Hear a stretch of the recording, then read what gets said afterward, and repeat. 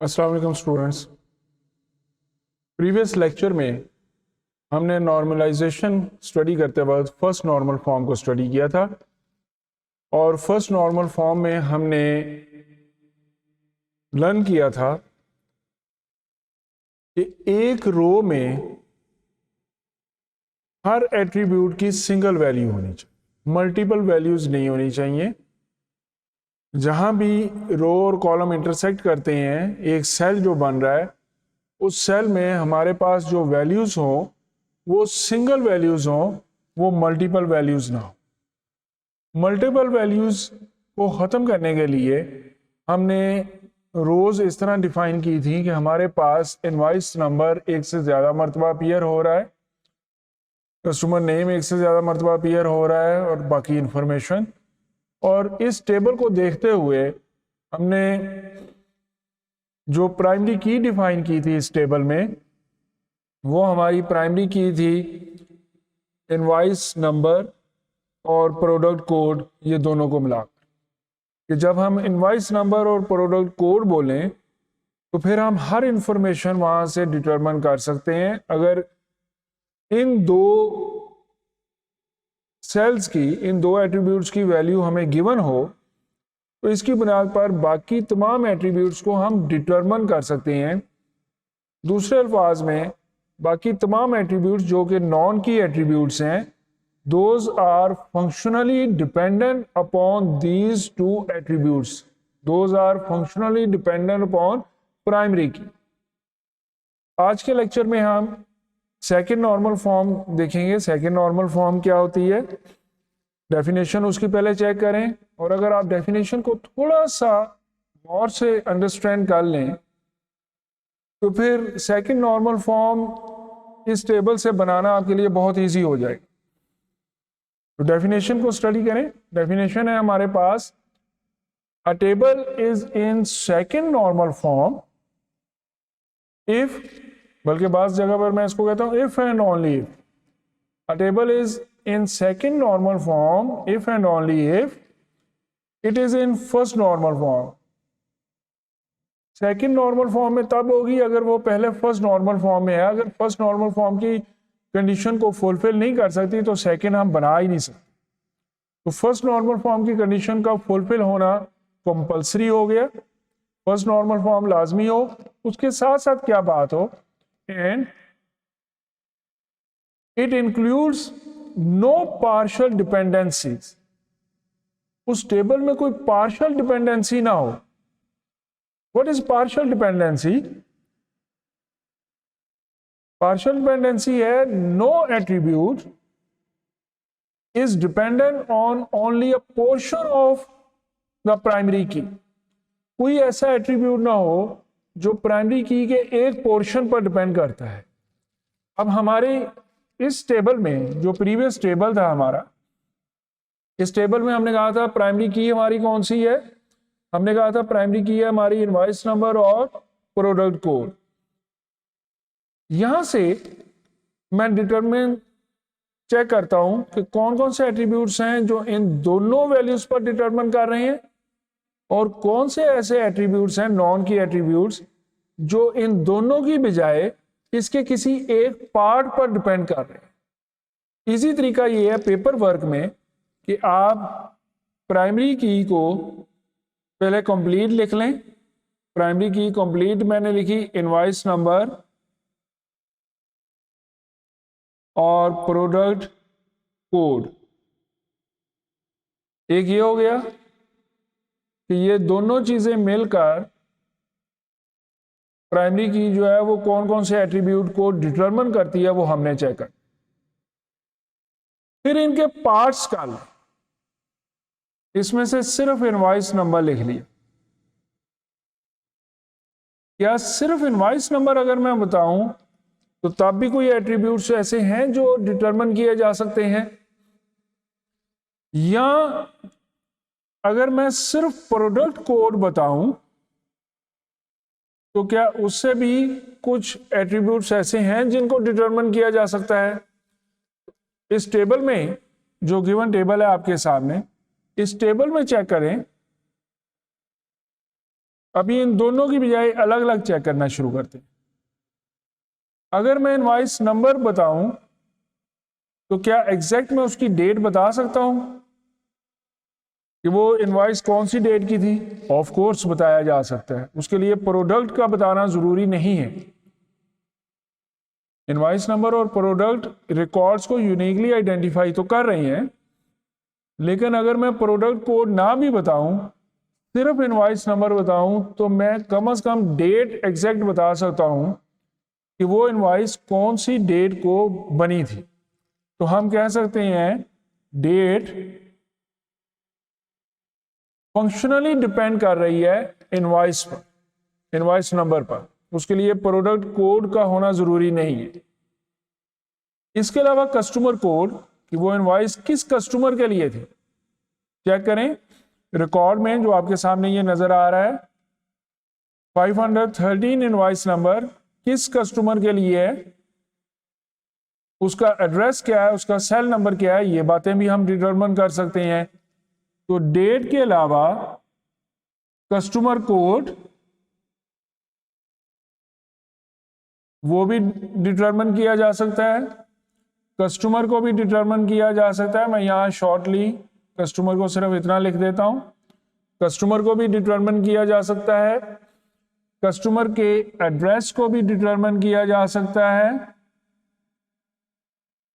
Customer के cell number को भी एड्रेस में, ये आपके पास हो गया जिसमें मल्टीपल डिवीजन्स की जा सकती हैं, यानी एड्रेस और फिर सिटी अलग। अगर आप लिखना चाहते हैं सिटी अलग तो आप भी लिख लें। सिटी को भी डिटरमिन किया जा सकता है और उसके अलावा सेल नंबर को भी डिटरमिन किया जा सकता है। तो सिर्फ इनवॉइस नंबर अगर आप बता दें, प्रोडक्ट को नाम ही बताएं, तो आप एग्जैक्टली उस इनवॉइस नंबर के अगेंस्ट ये वाली वैल्यू डिटरमिन कर सकते हैं। Then we can say that these attributes are functionally dependent upon invoice. इनके लिए प्रोडक्ट कोड ना भी हो, इनकी वैल्यू मालूम करने के लिए सिर्फ इनवॉइस नंबर बता दिया जाए तो इन एट्रीब्यूट्स की वैल्यू, इन एट्रीब्यूट्स का डाटा मालूम किया जा सकता है। फिर प्रोडक्ट कोड के तहत चेक करें कि अगर प्रोडक्ट कोड में बताऊं तो मैं प्रोडक्ट का क्या क्या बता सकता हूं। मैं प्रोडक्ट का नेम बता सकता हूं, प्रोडक्ट का नेम क्या है, और प्रोडक्ट की प्राइस भी मैं बता सकता हूं, प्रोडक्ट की प्राइस क्या है। ये दो चीजें। लेकिन उस प्रोडक्ट की कितनी क्वांटिटी सेल हुई, अकेले इनवॉइस नंबर से मैं क्वांटिटी नहीं बता पा रहा। आप टेबल में चेक करें, इनवॉइस नंबर 513, इनवॉइस नंबर 513, उसके अगेंस्ट जब क्वांटिटी वाले सेल में देखें तो एक से ज्यादा रिकॉर्ड मौजूद है। इसी तरह प्रोडक्ट कोड सिर्फ बता दूं तब भी मैं क्वांटिटी नहीं बता सकता, क्योंकि चेक करें प्रोडक्ट कोड यहां पर मेरे पास एग्जांपल में कीबोर्ड वाला चेक कर लें 261, प्रोडक्ट कोड 261, कितनी क्वांटिटी उसकी सेल हुई। एक जगह पर लिखा हुआ है उसकी क्वांटिटी 2 सेल हुई रिकॉर्ड नंबर 2 में, और एक जगह पर लिखा हुआ है उसकी क्वांटिटी 1 सेल हुई। तो मैं प्रोडक्ट कोड की बुनियाद पर क्वांटिटी नहीं बता सकता, मैं इनवॉइस नंबर की बुनियाद पर क्वांटिटी नहीं बता सकता। तो क्वांटिटी मैं किसकी बुनियाद पर बता सकता हूँ कि कितनी क्वांटिटी में वो सेल हुई थी, वो क्वांटिटी मैं बता सकता हूँ अगर मुझे दोनों बातें इकट्ठी बताई जाए कि इनवॉइस नंबर कौन सा है और उसका प्रोडक्ट कोड कौन सा है। ये दोनों बातें मुझे इकट्ठी इंफॉर्मेशन ये दी जाए तो मैं बता सकता हूं कि फिर कितनी क्वांटिटी में वो चीज जो है वो सेल की गई थी। इसको टेबल की शक्ल में जब हम लिखेंगे तो हमारे पास टेबल कुछ इस तरह का बनेगा। ये देखें, एक टेबल हमारे पास ये बन गया, जिस टेबल में, इस टेबल में हमारे पास इनवॉइस नंबर और प्रोडक्ट कोड ये मिलकर क्वांटिटी को डिटरमिन कर रहे हैं। एक टेबल हमारे पास ये बन गया जिसमें इनवॉइस नंबर से हम प्रोडक्ट का नेम बता रहे हैं और प्राइस बता रहे हैं। और एक टेबल हमारे पास ये हो गया जिसमें हम इनवॉइस नंबर बताएं, तो हम डेट बता सकते हैं, जो चीज़ें यहाँ पर लिखी हुई हैं डेट बता सकते हैं, कस्टमर कोड और बाकी चीज़ें हम बता सकते हैं। राइट स्टूडेंट, ये हमारी सेकंड नॉर्मल फॉर्म हो गई। सेकंड नॉर्मल फॉर्म में अगेन डेफिनेशन उसकी चेक कर लें। डेफिनेशन में हमने कहा था जो सेकंड पार्ट है इसका, फर्स्ट पार्ट तो ये है कि सेकंड नॉर्मल फॉर्म में होने से पहले फर्स्ट नॉर्मल फॉर्म में होना टेबल का जरूरी है। दूसरी बात हो गई, it includes no partial dependency, that is no attribute is determined is dependent on only a portion of primary key, सिर्फ एक पोर्शन पर डिपेंड नहीं करता। तो इस टेबल में ऐसे बहुत सारे एट्रीब्यूट्स थे जो सिर्फ उसके एक पार्ट पर डिपेंड कर रहे थे, उसकी वजह से हमने टेबल्स को अलग अलग कर दिया। जो डेफिनेशंस यहाँ पर हमने ये मालूम की दोनों पर क्या चीज डिपेंड कर रही है, अलग अलग पर क्या चीज डिपेंड कर रही है, इसकी बुनियाद पर हमने टेबल्स को अलग अलग कर दिया। तो 3 टेबल हमारे पास हो गए फर्स्ट नॉर्मल फॉर्म से सेकंड नॉर्मल फॉर्म में बनाते हुए हमारे पास 3 टेबल बन गए हैं। 3 टेबल हमारे पास वो ये बने हैं कि हमने एक टेबल में तो सिर्फ इनवॉइस नंबर और इंफॉर्मेशन लिख दी, एक टेबल में हमने सिर्फ प्रोडक्ट कोड और इंफॉर्मेशन लिख दी, और एक टेबल में हमने invoice number plus product code दोनों को मिलाकर जो इंफॉर्मेशन ड्राइव की जा सकती है वो राइट डाउन कर दी। तो ये हमारी सेकंड नॉर्मल फॉर्म थी। यहां तक हमने सेकंड नॉर्मल फॉर्म का स्टडी किया।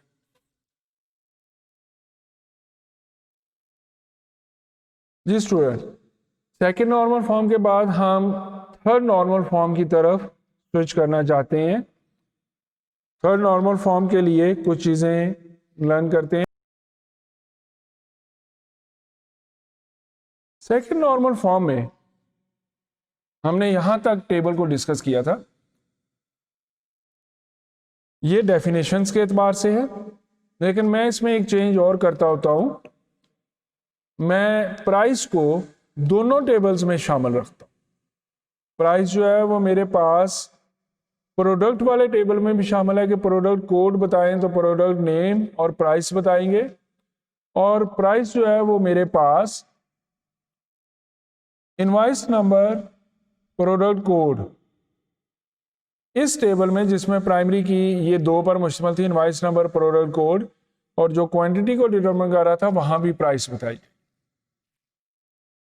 ऐसा करने की रीजन क्या है?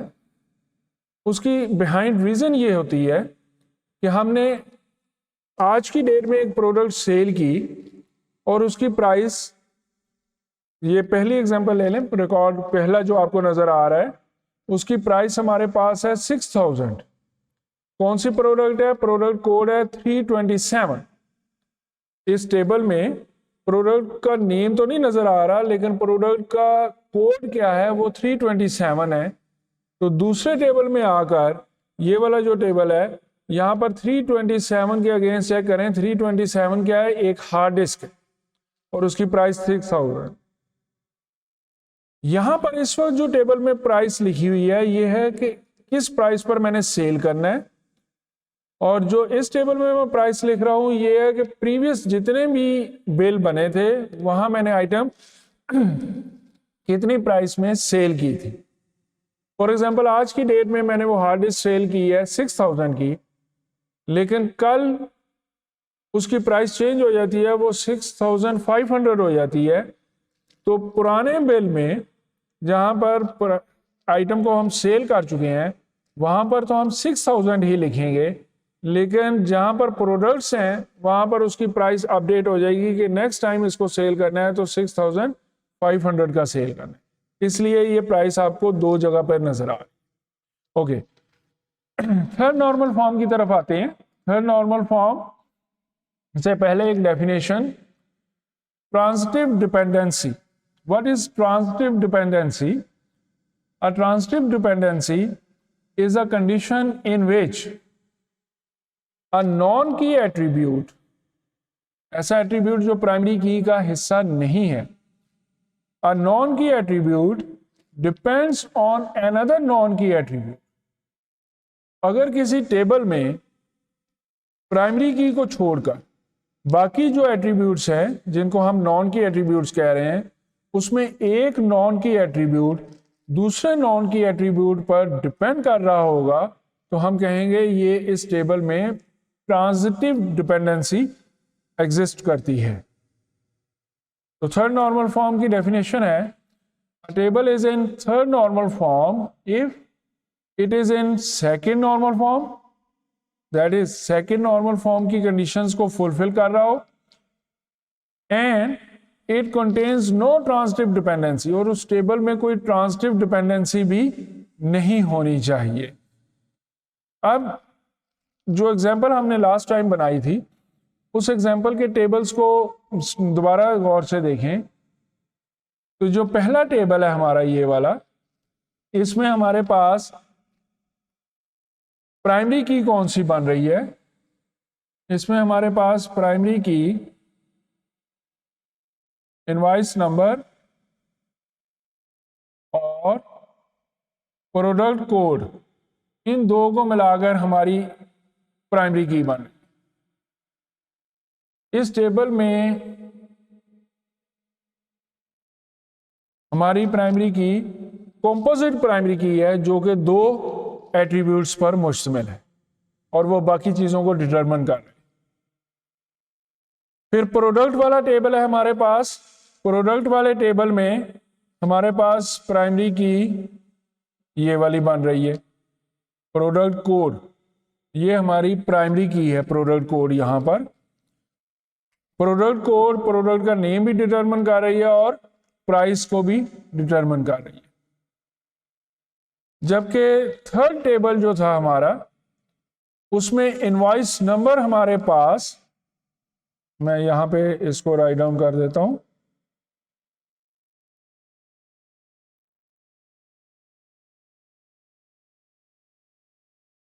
इनवॉइस नंबर हमारे पास जो है ये प्राइमरी की थी। इनवॉइस नंबर बताएं तो बाकी एट्रीब्यूट्स हम डिटरमिन कर सकते हैं।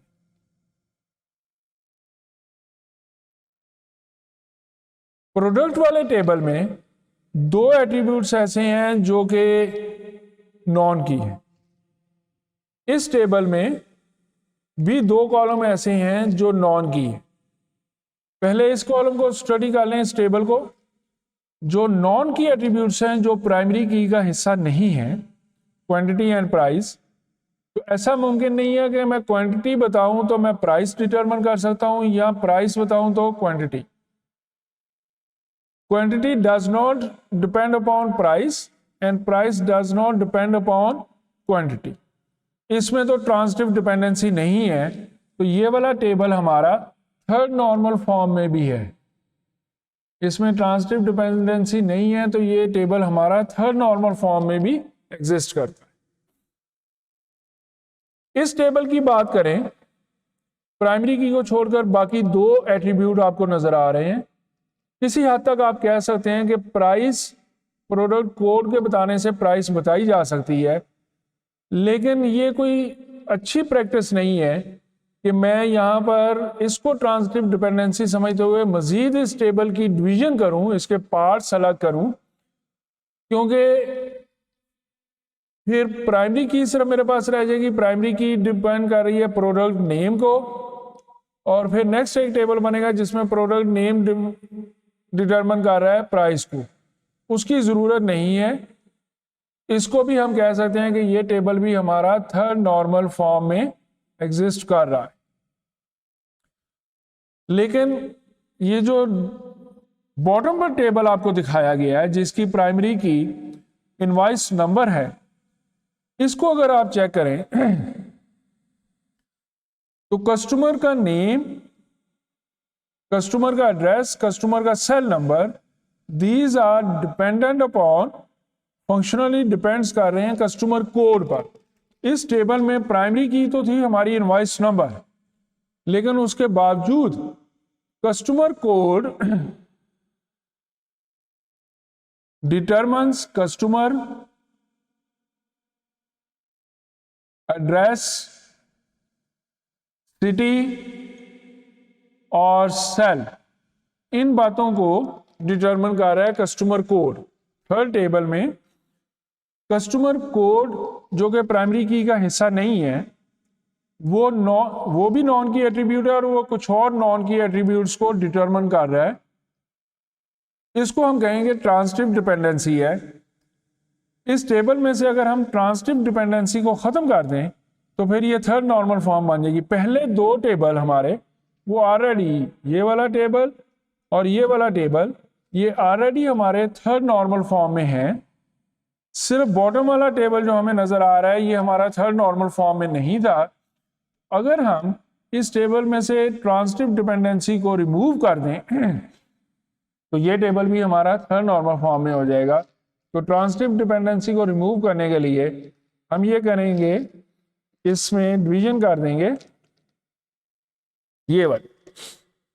हम कहेंगे इनवॉइस नंबर डिटरमिन करेगा, अब जो सिर्फ प्राइमरी की है, इनवॉइस नंबर डिटरमिन करेगा डेट को और कस्टमर कोड। ये इनवॉइस नंबर कौन सी डेट को बनी थी,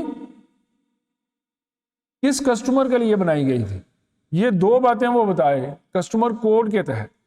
और बाकी बातें कि कस्टमर का नेम क्या था, एड्रेस क्या था, सिटी कौन सा था, सेल नंबर क्या था, वो हम अलग टेबल से डिटरमिन कर लेंगे। तो हमारे पास ये फॉर्म हो गई टेबल्स की। इसमें जब अलग अलग हमने कर दिया तो यहाँ पर इस टेबल में प्राइमरी की हमारी ये वाली हो गई,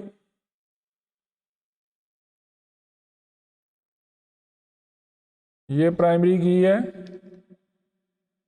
और ये बॉटम वाले टेबल में यहां पर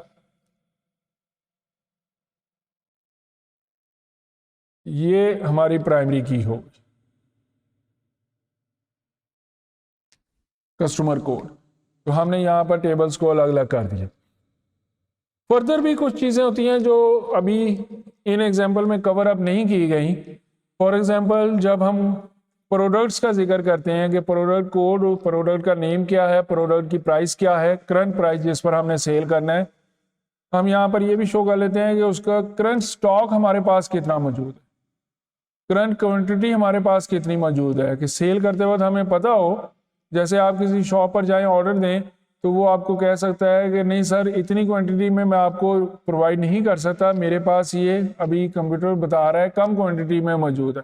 अमूमन आप केयर मेडिकल स्टोर या कोई और अच्छे मेडिकल स्टोर पर जाएं, कोई मेडिसिन लेने लगें, तो वो आपको बता देंगे कि ये मेडिसिन हमारे पास अवेलेबल ही नहीं है, अपने कंप्यूटर से देखकर। यहाँ बता देंगे कि सर आप क्वांटिटी जितनी मांग रहे हैं उतनी नहीं है, उससे ज़रा कम है। तो वो अगर करंट स्टॉक को भी इसमें शामिल कर दूँ इस टेबल में कि करंट स्टॉक कितना है, तो वो इन्फॉर्मेशन भी हम मेंटेन कर सकते हैं। तो ये हमारी कुछ एग्जांपल थी थर्ड नॉर्मल फॉर्म तक। थैंक यू स्टूडेंट्स, उम्मीद करता हूँ कि आप इसकी प्रैक्टिस करेंगे। मैं आपको एक छोटी एग्जांपल और दूंगा ताकि आप इसको खुद से सॉल्व करें, देखें, और फिर उसके बाद हम डिटरमिन करेंगे कि आपकी कितनी प्रैक्टिस इसमें हो गई हुई है। याद रखें ये बहुत इंपॉर्टेंट कॉन्सेप्ट है जो आपको लाजमी कवर अप करना चाहिए। Thank you. अल्लाह हाफिज़ स्टूडेंट्स।